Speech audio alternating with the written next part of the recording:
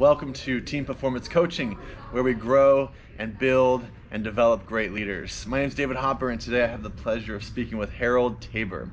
Now, I'm going to let him tell you his background. It goes all the way back to Coca-Cola, Monster, Biola University, a man of many talents, just an incredible guru when it comes to the business field and developing people. So we're going to talk about leadership development, servant leadership, flipping the org chart, innovation, creativity. We're going to hit it all.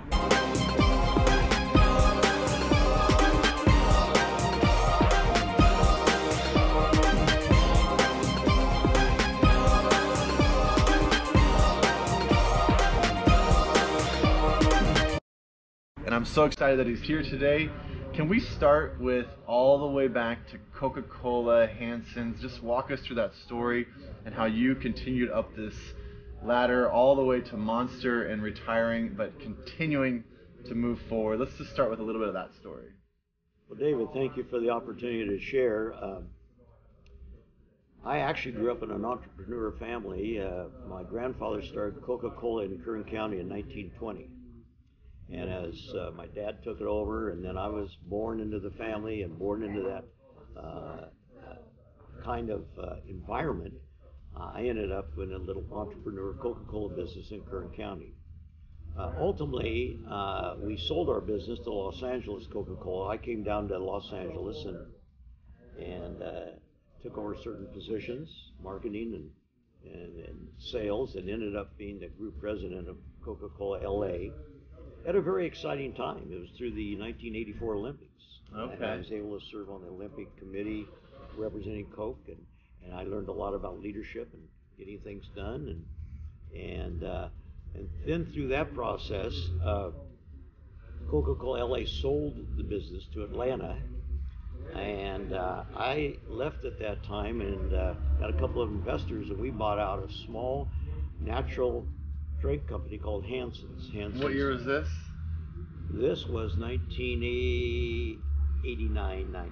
1989, you take this small little thing called Hansen's that we all know now, but we didn't know it then. Well, it was in I should say, it was known, but it was just in health food stores and a few places. And when we took it over, we scraped up some money to get it going, to get it invested. We had, I think, 7 employees, but it was a tight squeeze. We had some debt we incurred, and we worked ourselves through it. You took a risk. But it was very interesting how the Lord works in business. We had to deal with the stores, the retail stores. We didn't have trucks. We had to get them the product differently. And I get a call one day from a fellow that says to me, "Could you have lunch with me? I need your product." And believe me, David, in all my years, nobody has ever said to me, "I need your product." We normally had to sell the need to them. Yeah. And I went to meet this fellow, Joe, and he had a little sailor hat on, and we had a great visit. Well, it happened to be, his name is Joe, who had Trader Joe's. Oh. So he had 12 stores, and he only wanted to sell natural beverages, and we were the only one he was going to sell. And I told him I didn't have much money, and he probably the orders would be larger than I could handle. And he said, "Don't worry about it. I'll pay you every Friday, and then that'll help your cash flow." So we had a great relationship, and that started us on the upper track. And through that process, we were growing significantly that we needed an infusion of money into the company. And we brought in 2 more significant investors that had a shell on the stock market, the NASDAQ. We rolled Hansen's into that shell, and in 1994, I believe, my date may be off, we actually were then we turned into a public company on the NASDAQ. Wow. At 65 cents a share. And so anyway, we started to grow the business. Southern California was 2/3 of our business. And so the Hansen's business just started to mushroom, especially on the West Coast and places like that.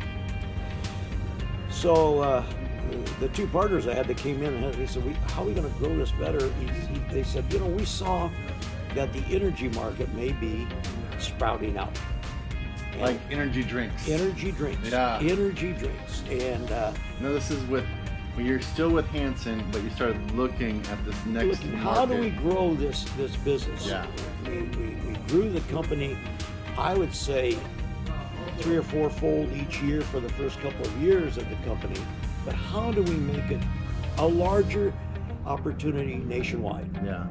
And that was basically going to be through expanding product line. Mm-hmm. Well, the issue we had was that we were an all-natural company. Energy is not an all-natural product. Right. So we decided to split the company in two. Okay. And we started with an energy, and then we started pursuing energy drinks because a competitor from Australia was coming in. And we analyzed the market, went to a lot of focus groups, came out, and we developed the Monster product. And why the Monster product? Well, an old backroom tale says that our product was, energy product was being sold in a small can, 8-ounce, 7-ounce can. So we went to a 16-ounce can, which was a Monster to the little one. Okay. And that's how we sort of rolled into that name. Yeah. And we've done a lot of innovative things on packaging. We have cans that you can actually feel the contour on the outside. The design is built into the can on the outside. And so through that, being a public company, then people started buying the stock and moving the company up.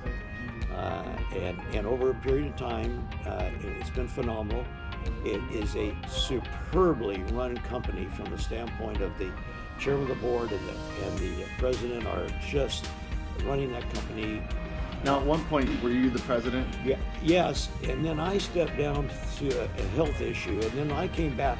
I've been on the board 27 years, and I just stepped down June of 2019. Oh, okay. And so I reached a milestone age. And I assume done very well. Oh yes, yes. That whole company has done very well.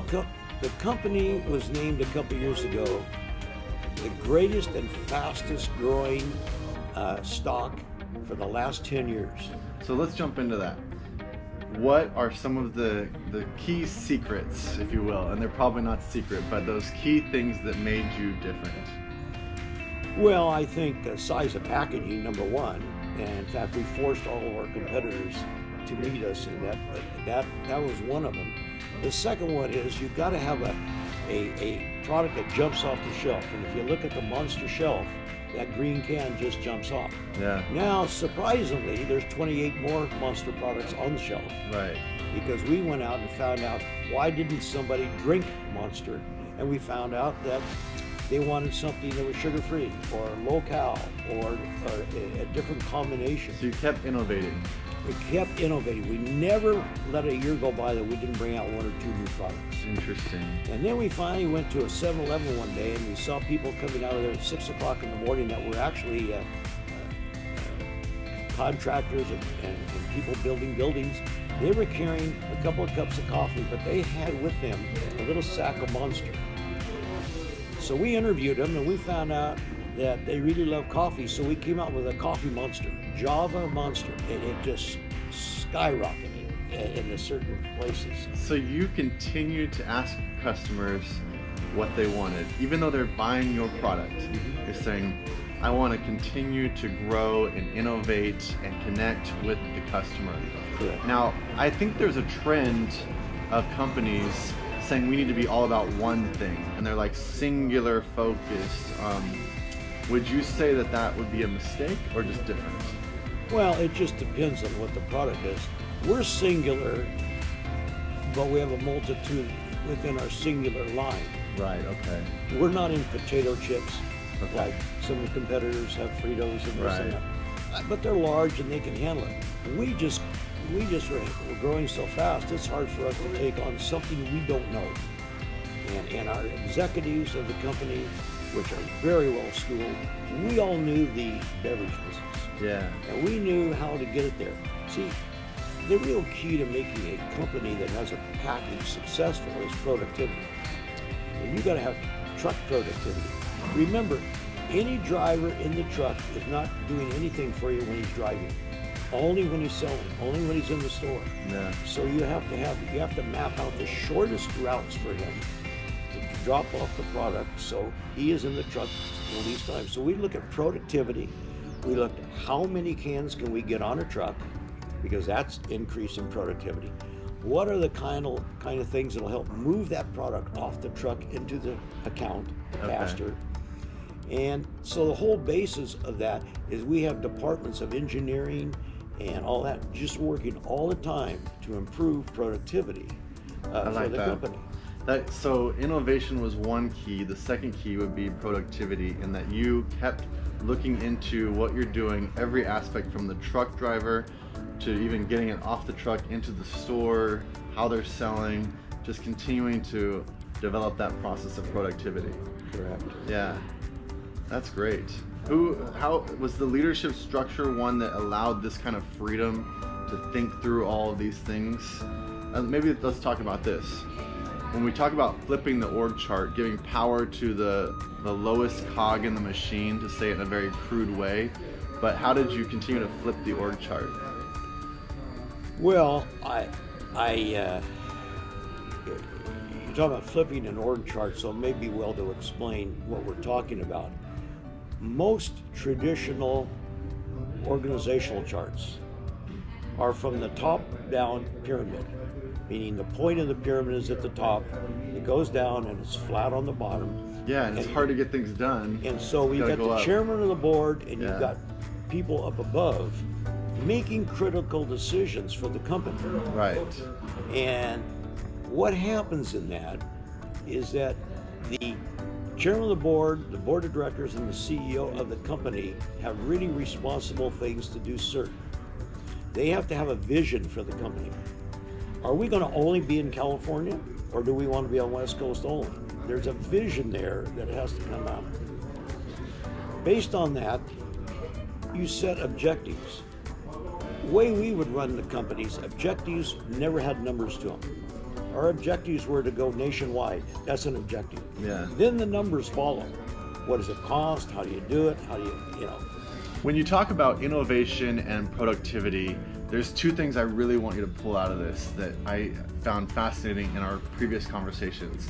How you flip the org chart, the lowest person on the team having as much effectiveness, power, I guess, if you will, as the highest, and how that works, and does it really work?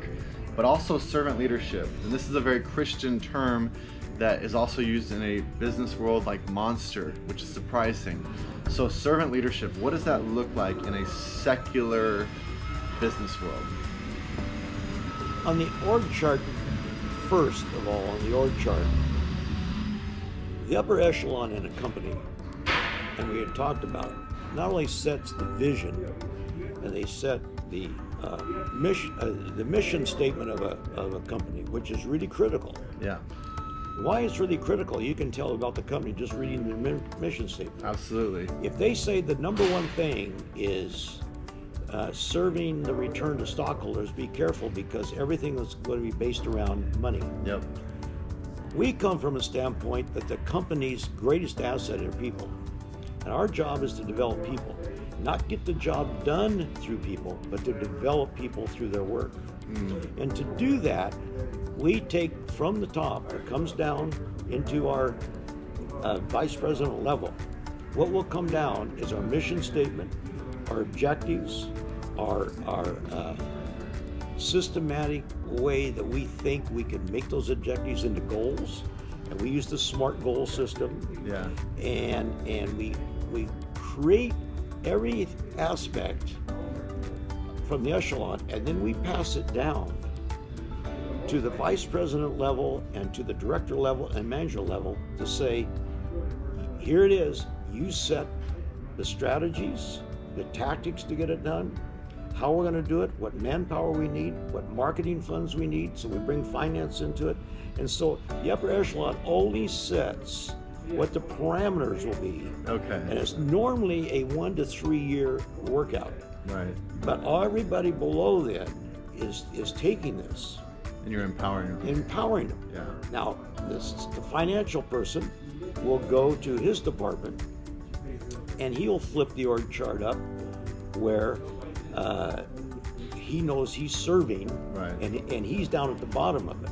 And you set parameters, but he goes. But here's the key on the top of the org chart. Most Christian organizations say, well, we'll put God at the top. Well, in the secular field, it's hard for us to do that. Well, we know that. But the first, if you flip the chart up where the point is at the bottom and the flat part is at the top is the customer or consumer. Right. That's all we serve, and it's all we talk about in meetings. How do we serve the customer with better products, better sizes, better efficiencies? And so when you look at our chart upside down, you see customer or consumer. Now right below that are the people who touch them, which would be sales. Right. The sales people directly touch the consumer. So everybody in the company is serving the sales department. Now that gets a few people's nose out of joint because they think they're bigger than the system. Yeah. But we straighten that out. So you do have to straighten that out. About how often do you think that happens? Well, we had one department that refused to even integrate this for about 18 months. Okay. So we'd have little conversations, Right. and all of a sudden my conversation was a little more powerful than their conversation. So everybody understood. With even accounts receivable department didn't. They had 10 people in there, and they flipped their little organization chart upside down. Would you say that was why Monster moved so fast? No. Okay. The policy and procedures didn't move Monster. It was our dedication and our listening ability to the employees. We didn't shut them out. We didn't play I know it all through a process. And I really believed in MBMA, management by walking around. In your office, you do no good. Yeah. And so to talk to the lower echelon, and in fact, I talked to an lower echelon person one day, and he told me he's been there on a forklift forever. But he said, I got a drawing here. Maybe you'd like to use it. What is it? He says, a drawing for a double forklift. So I took the engineering department. This is a code. Engineering department was pretty big. You know what they said? Never worked. A double forklift will never work. Well, I said, if I finance it, will it work? Oh yeah, now maybe we'll work on it. In 6 months, we had a prototype. In 1 year, we had about 4 of those out there. So one forklift driver could carry 2 pallets instead of 1, and our warehouses were 100 yards long. So we worked on those, listening to our people down below. That's what drives it. It wasn't whether it was flipped or not. It was just a sensibility. Yeah. Then we had a deal that we would say to the marketing guy, you tell us what funds you need and we'll get it funded. We're not going to argue about whether you deserve it or not deserve it. It'll pay out in the end. So to answer your question, it's people are the greatest asset, and you got to utilize them. So that leads into servant leadership. And then that leads into servant leadership, because the person that knows the most about the job, guess what, is the one closest to the job. Yeah. I didn't know anything about forklifts, but he sure did. So the servant leadership, basically, and that term, we didn't quite use that term in the marketplace because of secular, I was in secular companies. I was not in any Christian companies, except when I went to Biola. And so the real issue, you do not want to have people say, well, what do you mean by that? And so we tried to use the servant part. And our job is to serve up to make sure we handle the customer and the consumer properly. And if the consumer had a real problem about one of our ads, we listened. And we didn't have any problems with ads because they were pretty well straightforward. The other thing is, how did we serve the individual breakouts of our customer base and our consumer base? Our consumer base was probably late teens to late 20s. Yeah, I think you're advertising skateboarding, snowboarding, all the fringe. So what we decided to do is run no TV and no radio. Okay. We've never run TV or radio. Social media. We just went and sponsored athletes. Oh, okay, that's right. Like a Monster, we had Schumacher was a big racer over in Europe. So we went to Europe, we got him. A lot of athletes here. We have the top snowboarder girl in the world. She's 14 or 15, and we have every single, I guess you call it, extreme game. Yeah. Is monster driven. Yeah. And if you watched the extreme games last week, the snow deal, I mean, there were more helmets. We believe in that part because they impact our customer. So the servant leadership role is understanding your customer and serving them directly, going right to the target. The issue is serving the need of the customer and serving the need of the employee. Those are the two things we always grind on. So let's shift. You go to Biola. Biola is a Christian school. Is there a change, or how does that work in the Christian environment? Well, it changes because you can use examples from the Bible. Yeah. And we all know that if Jesus said, if you want to be first, you got to be last. We go through the process of servant leadership is from the same thing I just said. The same thing as that organizational chart. Yeah. But it's Jesus says, you know, you serve the others. But I want to push into your, like, as you leave Monster, you don't stop. You're now on a board that is investing into the next generation. And you're investing, I believe you even have another organization that invests into nonprofits and those that are trying to do great things. So talk me through how, you know, I don't know how old you are, but even in retirement age, still being a servant leader in everything that you do. Well, I guess it's so emboldened in me that I've been doing it for so long. Even my children who are grown and have families, we talk servant leadership all the time. And so by using that, I'm just trying to say it's not about you. I use Ken Blanchard a lot. Ken Blanchard is really the author of this. But one of his deals on ego, he said you can never be a leader or a manager if you don't get rid of your ego. And ego to him is edging God out, EGO. It's a great term I've used all the time.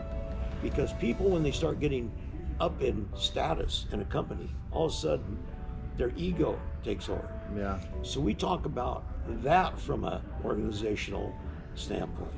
And it's really not about the person. And sometimes it's tough. You know, did you see I won the sales contest? Right. Well, I did see it, but I don't need to be reminded. At those times, I mean, so what you're trying to do with servant leadership is get the ego out of the person that's directing whatever division he is. We all work together as a team. I'm a big believer in team management, team authority at a group. And you bring different team players in. And I want to talk to the people that are in the production department. Bring in 6 production department people. I want to talk to them about how does that team work.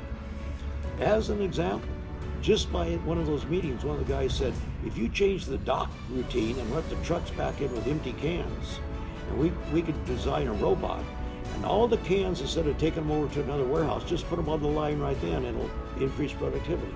So we were listening to people, and we did that, and the productivity will absolutely out of sight. And so I'm just trying to say the servant leadership part of it is trying to lead sort of like Jesus would. Get me out of the middle. I'm going to tell you what maybe some of the rules and regulations are. And you know, there's some great verses in the Bible about, you know, you serve the Lord and not man when you're in the business. And I can do all of that at Biola. And I can use terminology in the secular, which I did. What exactly are you doing at Biola? I don't think I clearly said it. Well, Biola, I was blessed, even when I was fully employed at Monster, but I helped orchestrate the MBA program there. And by doing that, I made a comment that when I did a little bit of postgraduate stuff, the great thing for me was a mentor. Yeah. That I could call him and say, here's what. You started a mentor program. So I was the founder of the MBA mentor program there, and this gets to an area I want to talk about in in your later years, you're handing the baton, and mentorship is how you're doing it.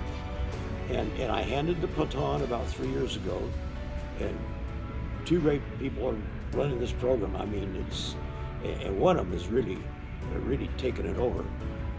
The other one, he has a couple of doctor's degrees, and he has started a whole new slice of the pie at Biola, and it's called Innovation Entrepreneur Lab.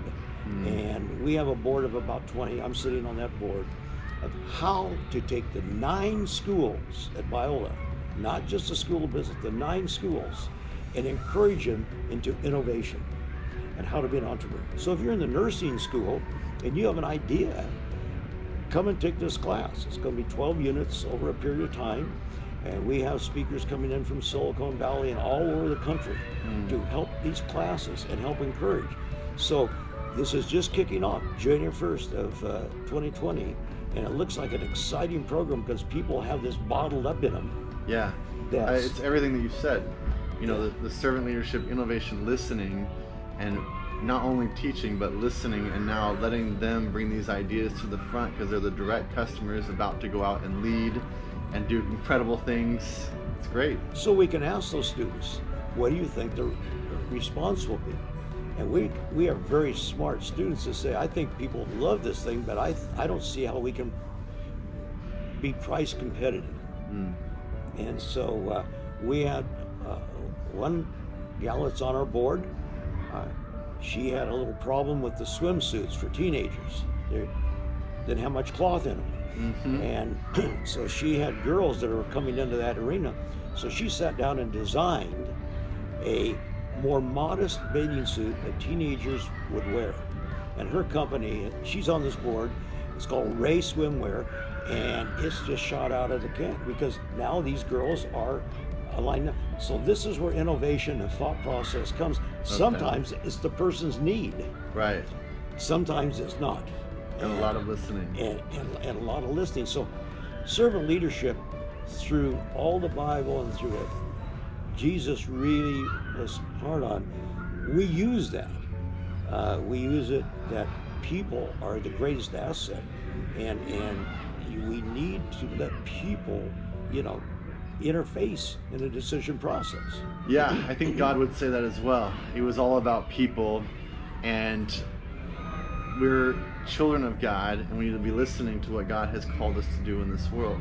So as we conclude this, couple things. You have cancer right now, and yet you're still pressing on. But what else is there that you want to make sure that we know before we end this time together? Well, one of my experiences was being a naval officer in the Vietnam era and patrolling in the Gulf of Tonkin, which was not a real pleasant place, but we got through it okay. But it was so interesting on the ship watching the leadership and management of the people on the ship. How old were you at this time? Yeah, I was probably mid-20s. Is this where some of your leadership came from? Came from. Yeah. And why it came from is because everybody had to work as a team. That's why I'm a team guy.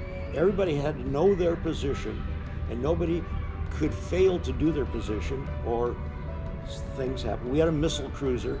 We fire a missile. Can't be a mistake. Right. And so given all that, I watched the admiral on our ship and the captain very close to see how they really managed and led and gave the people the ability to make a mistake.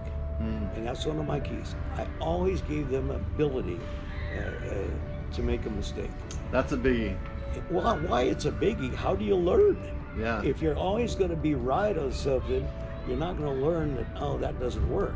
Yeah. And in fact, one employee said one time to me, says, oh man, I guess I'm going to be fired for this. And it was a small deal, and a small deal to us was a couple of $1 million at that time. And I sat him down, I said, did you learn anything, Mike? Oh, he said yes. He said, so anyway, you want me to resign? You're going to fire? I said, listen, I just invested $2 million into this training session. No, just as long as you understand and won't make that again. And so there are ways that you deal with people, and you know they're good at heart, but I don't mind them taking chances. Yeah. And that's the part of servant leadership. You want to serve them. I didn't want anybody serving me. I wanted them serving the mission statement of our company. And so anyway, I think I've sort of covered that, but the Navy was a real critical start for me on really about how you keep people in line, and everybody has to do what they're responsible for. Yeah. And if you're in marketing, what are you doing over in the accounting department? You're a marketing person. We need the best out of you right here. And so so it's sort of a, you know, a long trail. I'm business world, over 50 years. 50 years. Oh, you were worried about my age? Well, I'm approaching 81 right 81, now. And still so much wisdom, so much knowledge, and so much that we can take and learn from. And you haven't stopped. You're still working at Biola. You're still working through even the dealing with cancer. Mainly now, though, probably the grandkids, enjoying that part of life as well. How many do you have? I have 6, and I'll have 3 in college. I have 1 in college and 2 more coming into college, and that means they're smarter than I am. At least they let you know that. So no, we love that's our time now, is the grandkids. Anytime we have 3 in Bakersfield, 3 in Costa Mesa, and that really takes up our time, but it's a joy. Harold, I really appreciate this. You have given us so much wisdom and so many years of wisdom and staying faithful. Is there anything else that you would just say to make sure that everyone knows as a part of this whole process that's been a part of your life?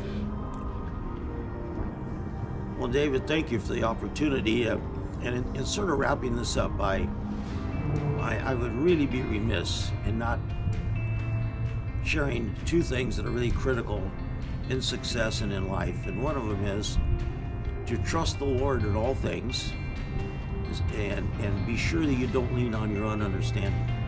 At times, I would lean on my own understanding, and guess what? I had to redirect my path. The second is that I have been blessed for 57 years of marriage to my wife, Judy, who through all the processes that we went through in building businesses and getting some setbacks, she was behind me all the way. I turned to her for her great wisdom. She was there not only to take care of the family when I was busy, but really to help me. She proofread my speeches. She traveled with me. She was one of those, I better ask Judy about this. In fact, I'll give one example as we close.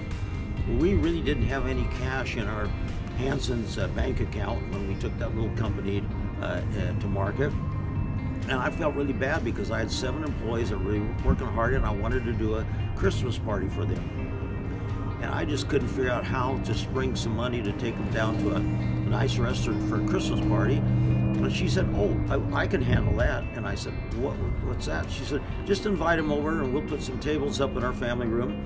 So we had 15 people. She said she'll cook a full Christmas dinner, which she did on her own. And that's the story of her backing me up in a time that I had no idea how to do a Christmas party. But the real issue is what the end result was. It was a great bonding time for my employees. And that really jump-started the esprit de corps in our company. So here she had a foresight that said, let's get them in our home, and let's talk, and let's bond. Yeah. So Judy has been just a wonderful, wonderful backer to everything that I've done.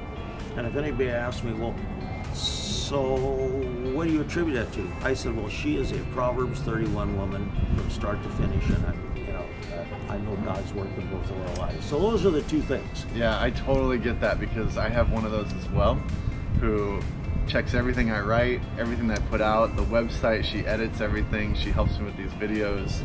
Having an incredible woman as in a part of your life, I mean, that's the backbone that people don't realize. They don't understand how important it is. That and God. They don't understand how important it is to have faith and to have an incredible wife. And you showed both of those things, and it's been obviously successful for you.